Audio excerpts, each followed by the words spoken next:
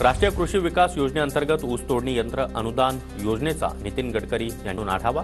ऊस तोडणी यंत्राचा सुधारित अहवाल द्या, केंद्रीय मंत्री गडकरींच्या राज्याच्या कृषी खात्याला सूचना।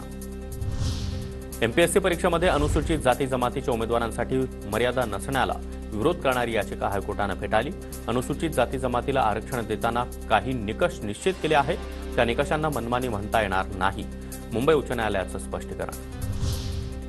समृद्धी महामार्गाचा शेवटचा टप्पा येत्या महिनाभरात खुला होणार। 76 किलोमीटरच्या अंतिम टप्प्यामध्ये मुंबई ते नागपूर प्रवास अधिक जलद होणार। लवकरच 50 रुपयांच्या नव्या नोटा येणार। गव्हर्नर संजय मल्होत्रांची स्वाक्षरी असलेली नोट जारी केली जाणार। दरम्यान पूर्वी जारी केलेल्या 50 रुपयांच्या सर्व नोटा वैध असणार।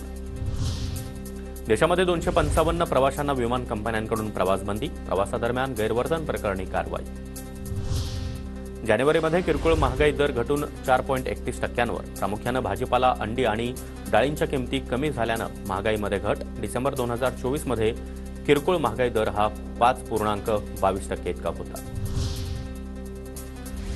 मद्यपींना दरवाढीची किक बसणार। तिजोरीवर आर्थिक ताण कमी करण्यासाठी अर्थसंकल्पामध्ये दारूवरील कर वाढवण्याच्या हालचाली सुरू। कनिष्ठ महाविद्यालयामध्ये विद्यार्थ्यांची बायोमेट्रिक हजेरी बंधनकारक। विद्यार्थ्यांच्या उपस्थितीमध्ये वाढ होण्यासाठी निर्णय। विद्यार्थ्यांचा खासगी क्लासेसकडे ओढा वाढल्याचं चित्र।